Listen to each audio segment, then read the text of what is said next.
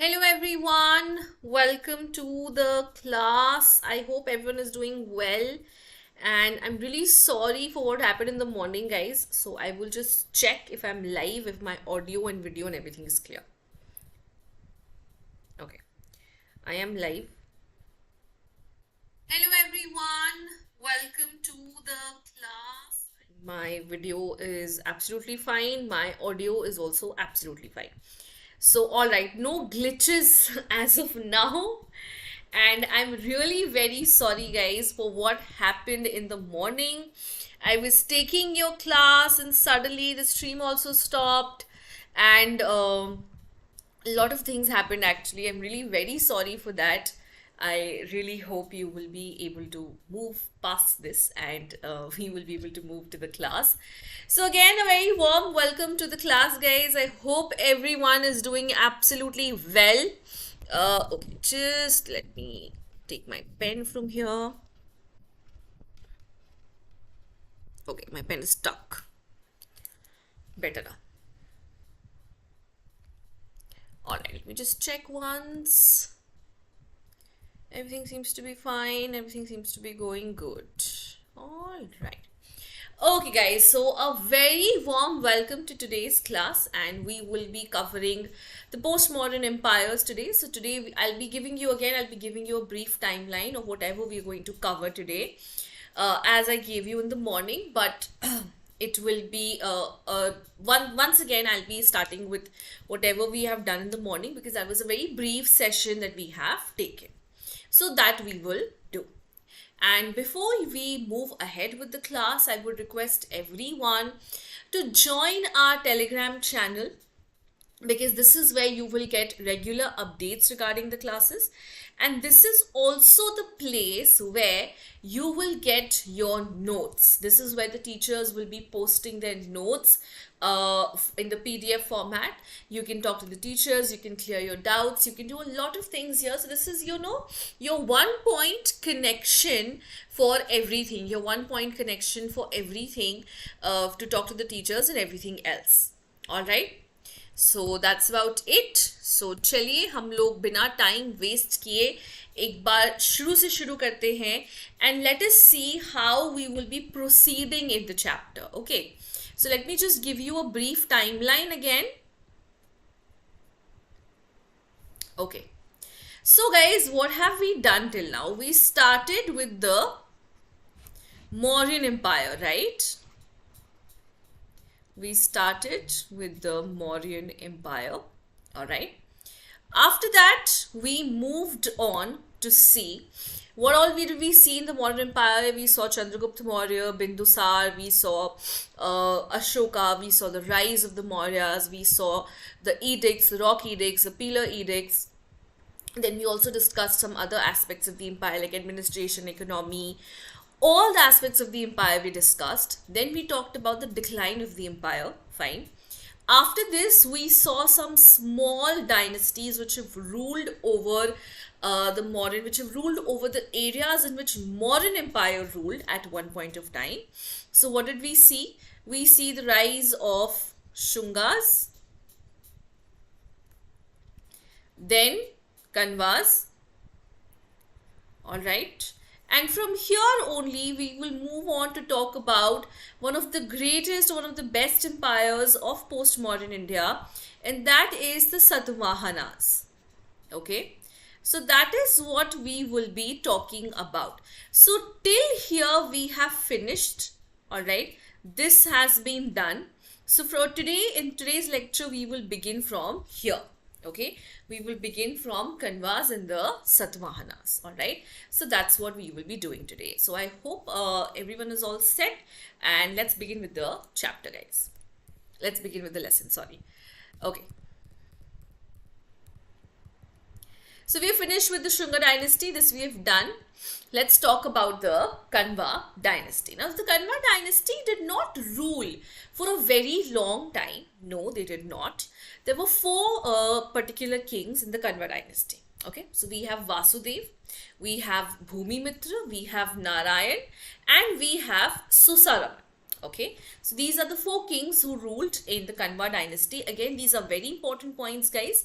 I would like you to remember these points because they can come for your MCQ. The Kanvas were said to be Brahmins. Now, the Magad Empire had declined by this time to a great extent. So, by the time these people came to rule, the Magad Empire, the Mauryan Empire, had declined to a large extent. Okay, so the northwestern part was now under the Greeks, and the Gangetic Plains was divided into various rulers. And Susraraman, who was the last Kanva king, he was killed by the Satvahana king, Andhra king. Now, why is the term Andhra being used? That I will tell you towards the later part of this lecture. Let's talk about another dynasty which ruled after the Kanva dynasty. We have the Chedis. Now, the Chedis were basically ruling in Kaling. Now, if you remember your previous lectures, you also remember the fact that Kaling was one of the first kingdoms to declare its independence after the decline of the Mauryan Empire, because they definitely were not happy with the rule. So the Chedis started ruling in the Kalinga area. So the Hanti Gumfa inscription, actually, which is situated in Bhubaneswar, talks about the Chedi dynasty. The inscription was engraved by the king called Kharvela, who was the third Cheti king, and he was a follower of what? He was a follower of Jainism. Now, Chedi dynasty is also known as Cheta, okay, Mahamegh Vahana, or Chet Vamsha. So please again remember these points. These are very, very, very important. What were the different names by which the Chedi dynasty was known as? Cheta, Mahamegh Vahana, or Chet Vamsha. This was the basic idea. This was the basic names which were being used for them. All right. So let's deal with the next slide as well, and then we can clear some doubts if you have any. Chaliye. The Shunga dynasty came to an end around 37. So Shunga dynasty came to an end around 73 BC. Alright, when their ruler, whose name was Dev Bhuti, was killed by Vasudev Kanva, and then we see the establishment of the Kanva dynasty. Okay? The Kanva dynasty ruled for over 45 years, and around this time, you will see the rise of a very powerful dynasty in the Deccan area, which is the Satavahanas. Now, Satavahana, the name is derived from the Prakrit word driven by seven. Now, it is also connected to the Hindu mythology, where the sun god, the chariot of the sun god, is controlled by seven horses. This is also very scientific in nature, guys, because you can see that sun god is, sun sets in the east, sun setting and rising and setting, and that happens at 7 times. This happens, right? There's 7 days in a week. All right, so the sun god is being driven by 7 horses, indicating that in a week 7 times the sun is going to rise and the sun is going to set. So this is also very, very, very you can say scientific in nature, trying to explain us that how the cosmos is working. All right, let me know if you have any doubts in these two, and then we will move ahead. You can just tell me your doubts in the live chat.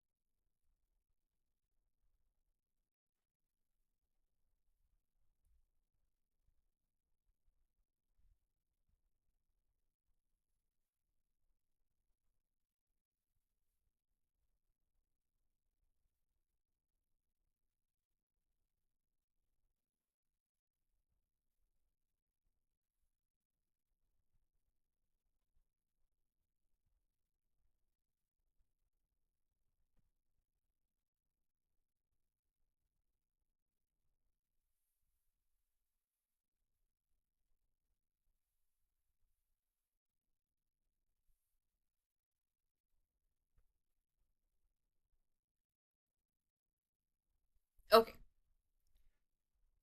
All right. So there seems to be no doubt. Let's move ahead. Now let's talk about the Satvahana dynasty. So in the northern region, the Mauryas was succeeded by Shungas and Kanvas. We already know this. Then we have the Satavahanas, who basically started ruling in the Deccan. So Deccan is down south, and central India, Madhya Pradesh. I hope you know this now. So it is believed that after the decline of the Mauryas and before the advent of Satavahanas, there must have been, very small, numerous principalities being ruled by different rulers. Okay, different parts of Deccan was actually ruled by different rulers. So from the decline of the Mauryan Empire to the rise of the Satavahanas, the Deccan and the central India was being ruled by different rulers, and this happened for about 100 years. So we have the Rathikas and the Bhojikas. They have been mentioned in the Ashokan inscription, and after the decline of the Mauryan Empire, they were the ones who basically became Maharathis and Mahabhojas in the pre-Satvahana times, and they were ruling over Deccan and central Indian portion. Now, the Satavahanas are considered to be identical to Andhras. Now, these are mentioned in the Puranas, but the problem here is that neither of the, for example, the inscriptions of the Satavahana rulers have never mentioned them as Andhras. And similarly, the Puranas never mentioned the Andhras to be Satavahana. So we don't really know for sure whether this word, these two terms were used interchangeably, whether actually Andhras were Satavahanas or was it something else. So we don't really know for sure as of now. Now, according to some Puranas, the Andhras ruled for 300 years, and this period is assigned to the rule of the Satavahana dynasty, with their capital being at Pratishthan, which is present-day Paitan near the Godavari River in the Aurangabad district. Alright. So they ruled for how many years, guys? They ruled for 300 years. Where was their capital? Their capital was Paitan, modern-day Paitan, that time Pratishthan, near the Godavari River in the Aurangabad district. Now, the Satavahana kingdom comprised of all of these areas. So there was Andhra Pradesh, Maharashtra, Telangana. Apart from this, it would also include Gujarat, Karnataka as well as Madhya Pradesh. So you can see that their kingdom is actually quite big. It's quite huge, dekha jaye to. Hai ki nahi? Now, the kingdom had different capitals at different times. So there were two capitals actually. One capital was Amravati and the other capital was Paitan. So there were two capitals depending upon who was ruling. So at one point of time the capital was Amravati and at one point of time it was Pratishthan or Paitan. So let me know if you have any doubts here. Otherwise we'll move ahead.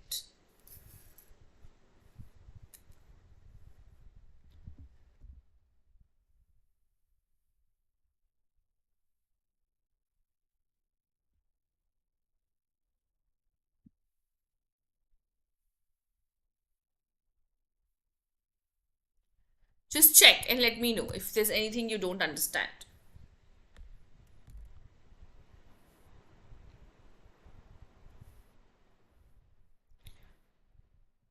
You can tell me your doubts in the doubt clearing, in the live chat box.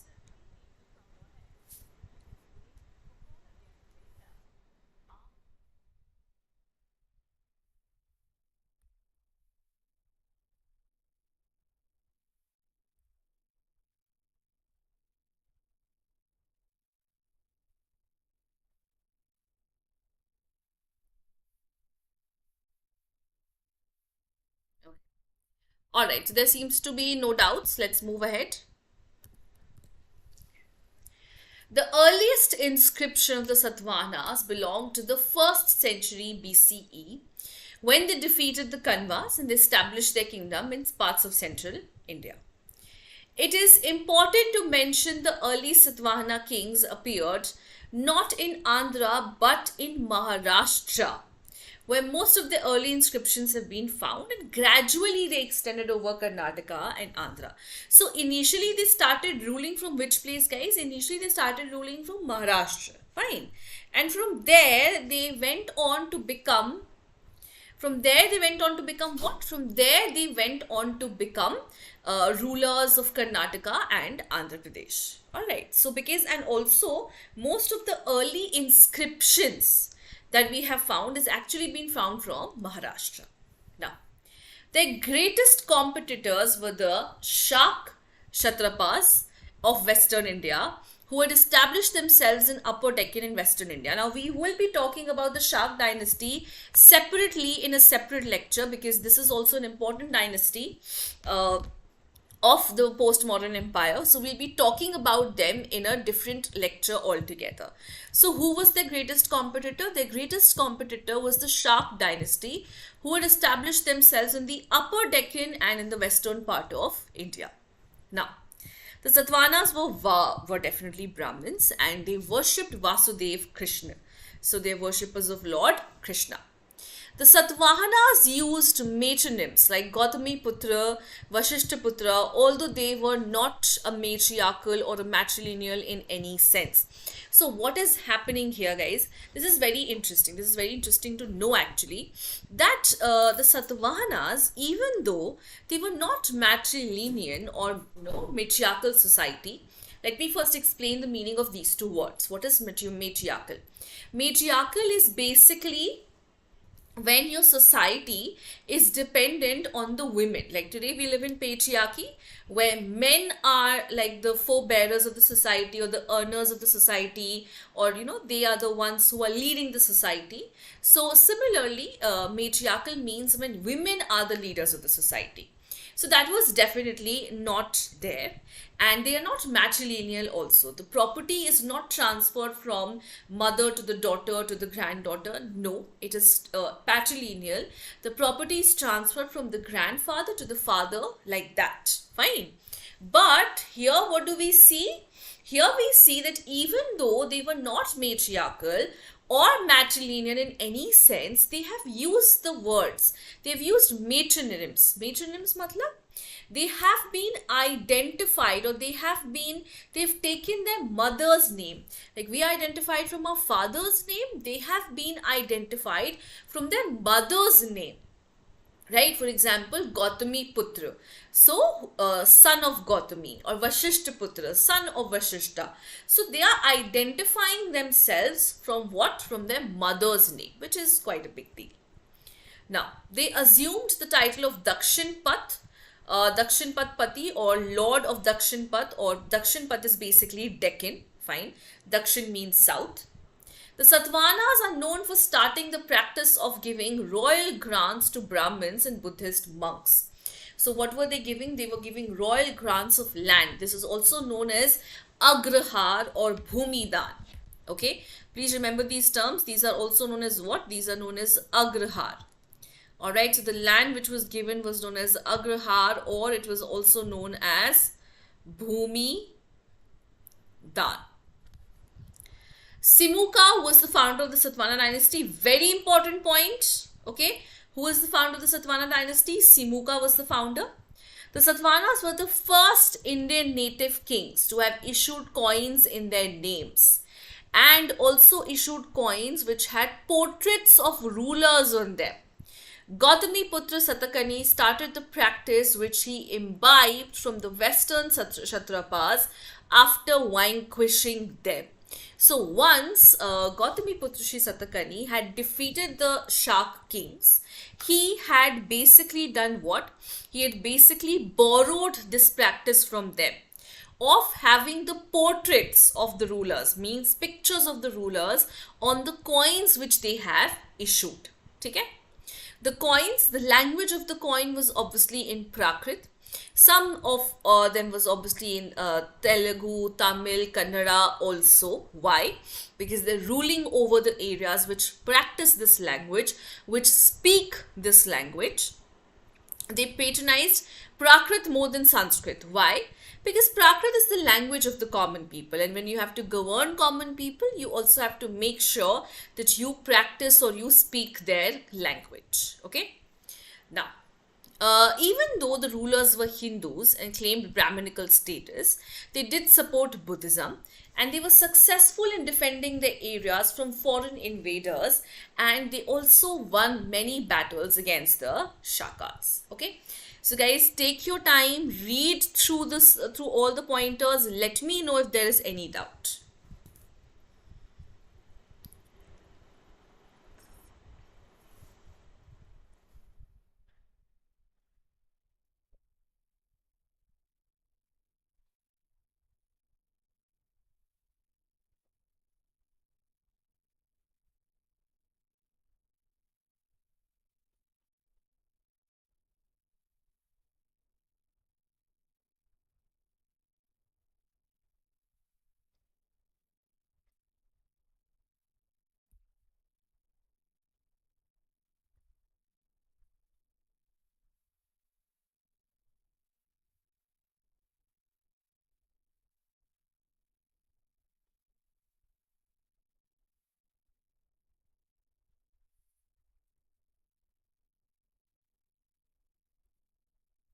Please go through these points, guys. These are very important points. And just let me know if there's anything you don't understand.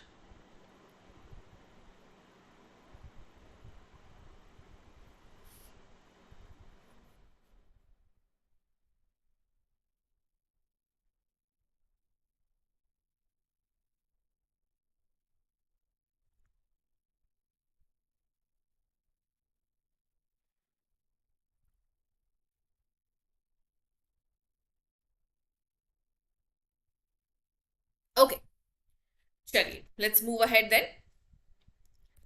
All right, now let's talk about the rulers. So the first ruler, the founder is Shimuka or Simuka, and he became immediately active after Ashoka's death, but obviously it took him some time to become the founder of the dynasty. Okay, and he had built both Buddhist and Jain temples. So, guys, I think one thing is very clear during ancient India, and that is tolerance. Don't you think there's a lot of religious tolerance? Ashoka was tolerant towards the Brahmins. The people who are basically Brahmins are tolerant towards all kind of different traditions like Buddhism and Jainism. So tolerance, I think, is a major, you can say, an issue or a major thing that happened in ancient India. A very good thing, actually. Let's talk about Satakarni. Satakarni was the third king of the Satavahanas. Satakarni was the first Satavahana king to expand his empire on the basis of military conquest. He conquered Kalinga after the death of Kharveda. He also pushed back the Shungas and Patliputra. He ruled over Madhya Pradesh. After annexing the Godavari Valley, he assumed the title of Lord of Dakshinapath. His queen Nainika wrote the Nain Ghat inscription, which describes the king as Dakshina Patpati. He performed Ashwamedha and revived Vedic Brahmanism in Deccan. So he actually has a lot of contributions up his sleeves, don't you think? So, third ruler of the Satavahanas, he was the first one to expand the Satavahana dynasty on the basis of military conquest. He conquered Kaling after the death of Kharvela ruler. He also pushed back the Shungas, or he basically conquered Patliputra. He ruled over Madhya Pradesh, and after he had captured or annexing the Godavari Valley, he took the title of the Lord of Dakshina Path. His queen, Nainika, was the one who wrote the Nain Ghat inscription.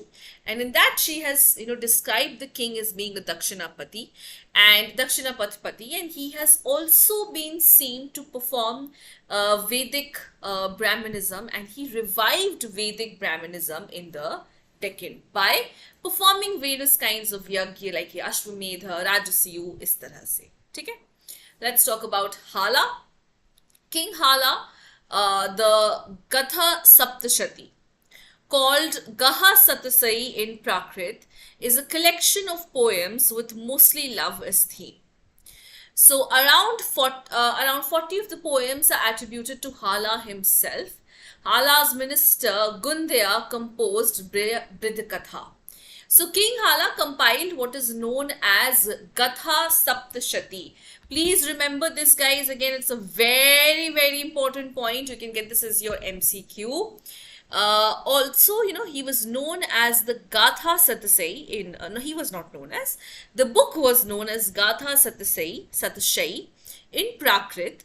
It is a collection of poems, and around of them, the total of them, 40 poems have actually been ascribed to Hala himself because he was the one who was writing the poems. Okay. Hala's minister, Gundhya, is also composed Brihad Katha. Alright, so again, please remember this point. This is very important. Hala's minister, Gundhya, he also composed what is known as Brihad Katha. Okay. Let me know if you have any doubts here, guys. काफी लंबा चौड़ा सा पढ़ा दिया है मैंने. अगर आपको कुछ नहीं समझ में आया तो आप मुझे जरूर बताइए.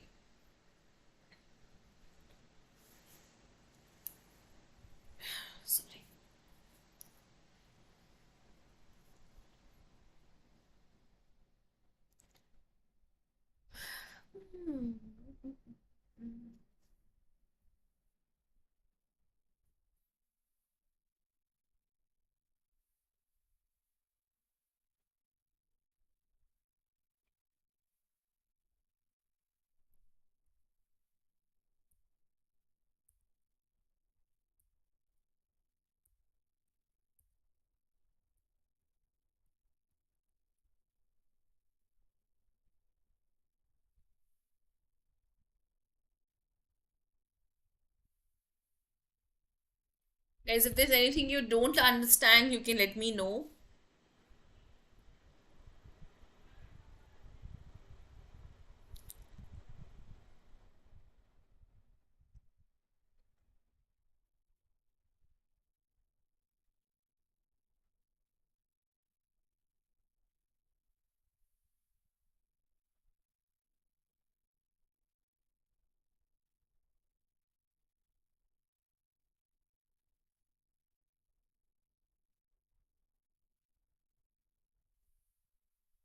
Okay, chaliye. There seems to be no doubt. Let's move ahead then. Okay. Gautami Putra Shri Satakarni of the Satvana dynasty. Now, he is known as the greatest king of the Satvana dynasty. Again, a very important point because they can definitely ask you this question as to who is the greatest king of the Satvana dynasty. It is believed that at one stage the Satavahanas were dispossessed of their dominions in the upper Deccan in western India. The fortunes of the Satavahanas were restored by Gautami Putra Shri Satakani.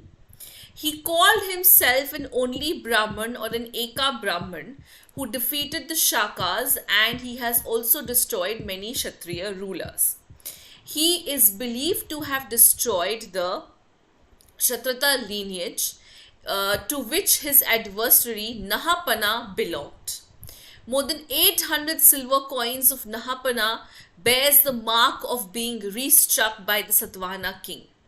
Nahapana was an important king of the western Kshatrapas. His kingdom ran from Krishna in the south to Malwa and Saurashtra in the north, and from Birar in the east to Konkan in the west. Okay, let's talk about Gautami Putra Satakani first. Now, he is considered to be the greatest ruler. Why?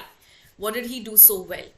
So actually, you know what happened? The Satavahanas had been dispossessed, means they had lost a lot of things. Okay, they had lost their territories, they had lost their wealth, and Gautami Putra Shri Satakani was the one who restored everything. Okay, and he has called himself to be an only Brahman who defeated the Shakas, and also he defeated many Kshatriya rulers. Now, it is believed to have destroyed, so he is believed to have destroyed the Kshatrata lineage, and his adversary, so his enemy, you can say, or someone who was opposed to him, was his opponent. Nahapana belonged to the Kshatrata lineage. Okay. Now, more than 800 silver coins which have been found are of the Nahapana dynasty, or basically of the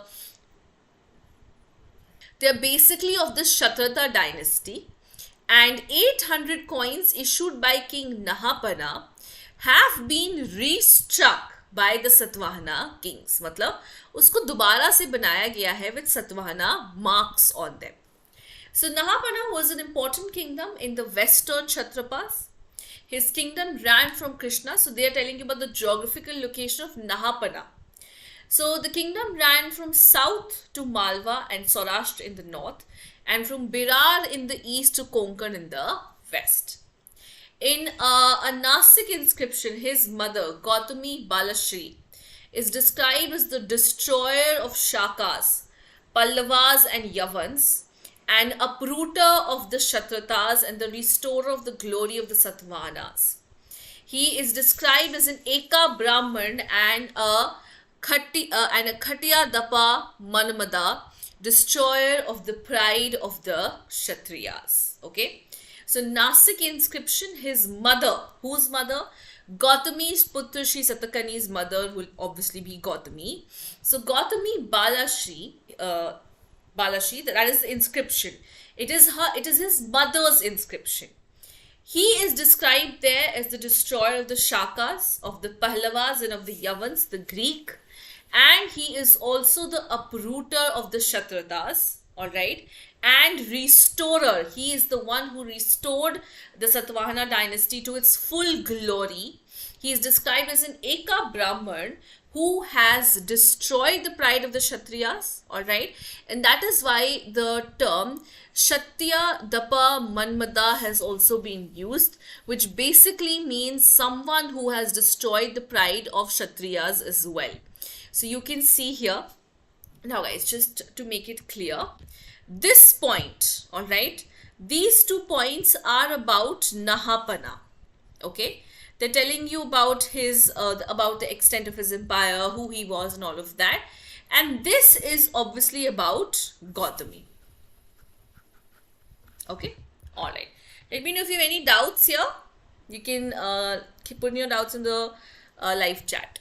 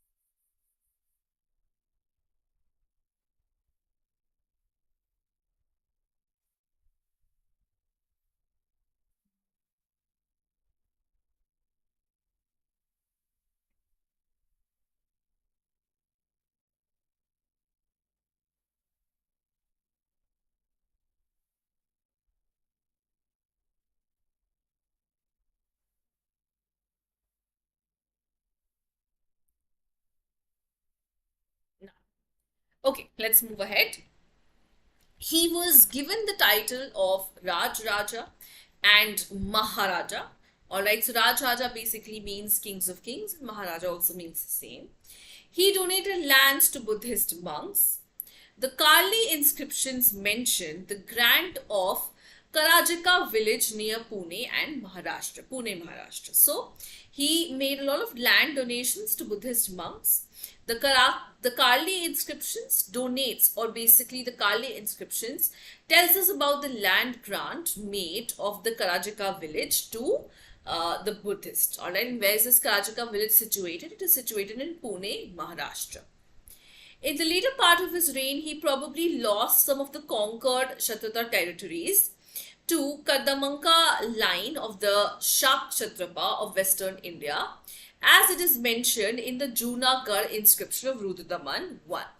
So, what happened during the later part of his reign, during his later ages, he did lost some of the Kshatrapa or some of the Kshatrata territories which he had captured or which he had annexed to the Kardamka line of the Shak dynasty. So the Shak dynasty had been ruling and they had this different family called the Kardanka family. Alright, so Gautami Putra lost some of its territories to this particular line. Okay, and they were ruling where? They have been ruling in western India. And this information we get from where? This information we get from the Junagarh inscription. Okay.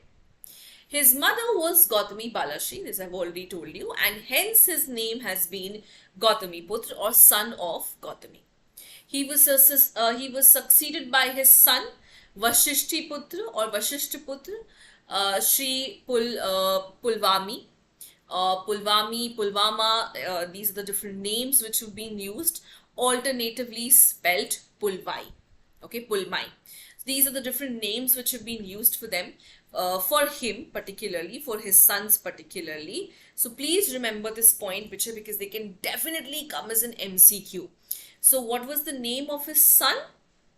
He was succeeded by his son Vashishti Putra, and there are different names of Vashishti Putra.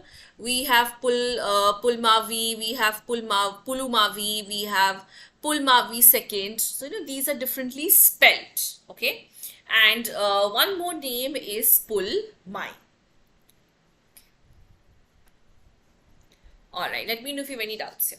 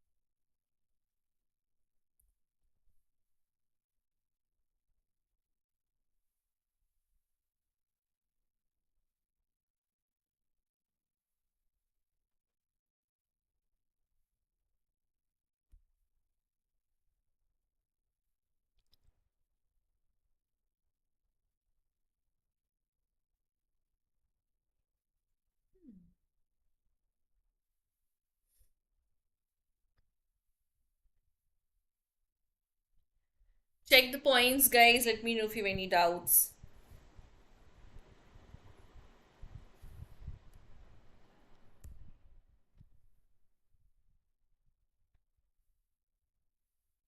Okay, let's move ahead and let's talk about Vashishti Putra Pulmai. He was the immediate successor of Gautami Putra. The coins and inscriptions of Vashishti Putra Pulmai are found in Andhra, which is an indicator that they started ruling over Andhra Pradesh. Now, according to Junagadh inscription, sorry about that, guys. According to Junagadh inscription, he was married to the daughter of Rudradaman I. The Shak Kshatrapa of Western India recovered some of their territories due to his engagements in the east. Okay. So according to Junagadh inscription, he was married to whom? He was married to the daughter of Rudradaman I. Fine. The Shak Kshatrapas were able to recover some of their territories in the west due to their engagements in the east. Whose engagement? Because the Satavahanas were so engaged in the east, taking advantage of that, the Shak Kshatrapas were able to recover some of their territories from the western side. Now, Yajna Shri Satakani. He was one of the later kings of the Satavahana dynasty. He recovered North Konkan and Malwa from the Shak rulers. He was a lover of trade and navigation, as is evident from the motif of ship on his coins. His coins have been found in Andhra, Maharashtra, Madhya Pradesh and Gujarat. So we have Yajna Shri Satakani. He was one of the later kings, fine, and he recovered what areas? Northern Konkan and Malwa from particularly the Shak rulers. They have captured this area, so it has been recovered by Yajna Shri Satakani. Now, he was this huge lover of trade and navigation, as is evident from the fact that a ship has been found on his coins, which is a very big indicator of that, right?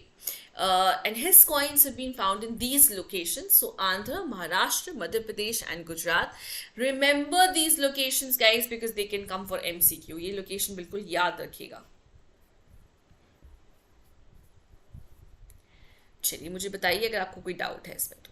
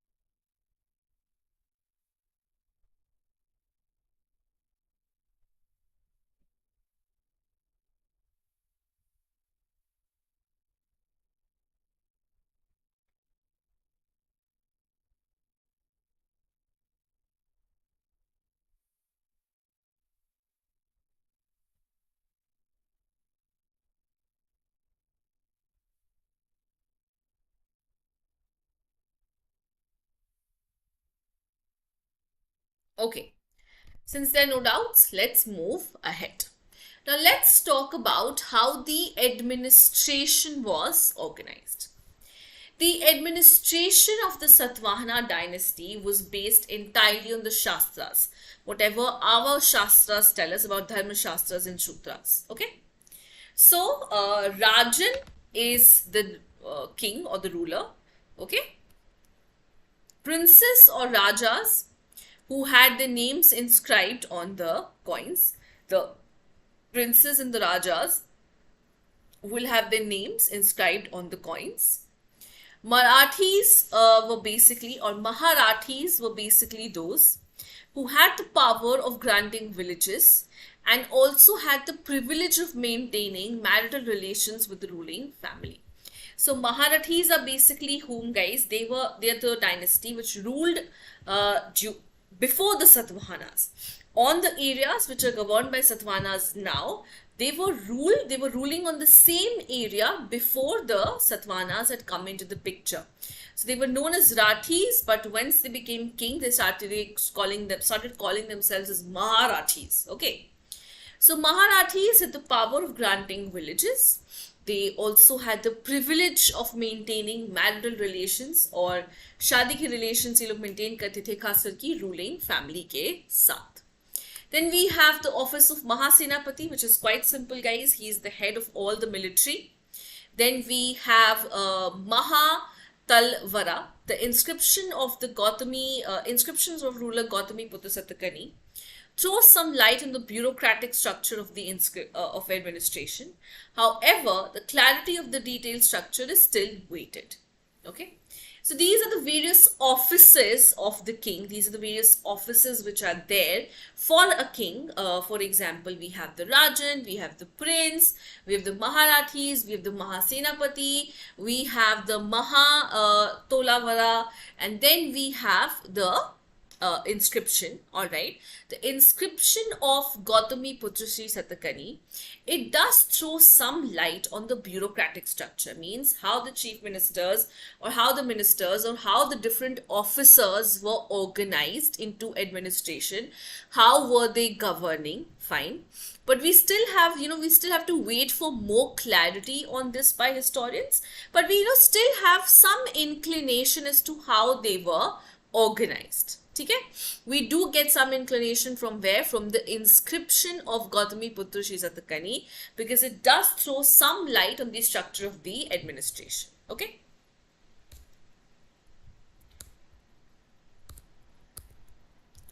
Now, the features of the Satavahana administration, guys, is quite huge. It needs to be explained a lot.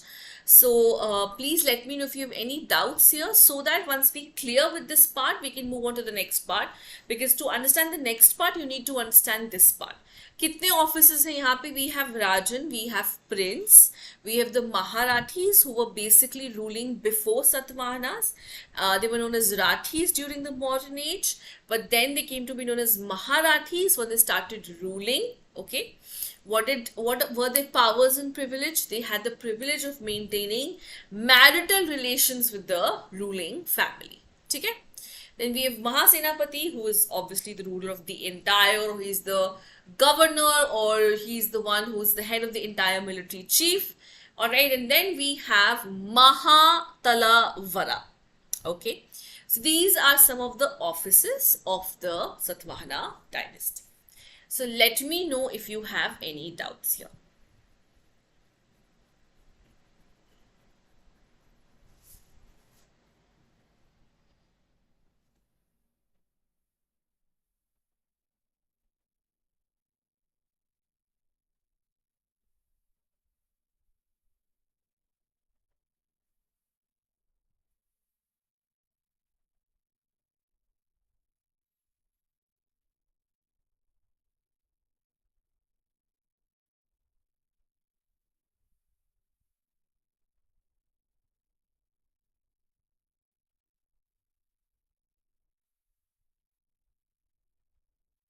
Okay.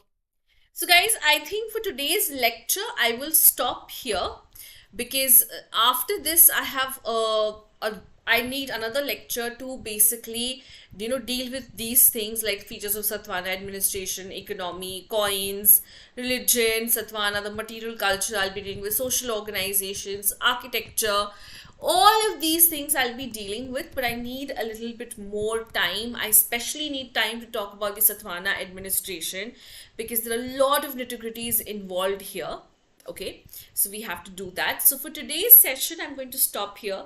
I really hope that you guys had a good class, and I'm again very sorry for whatever happened in the morning.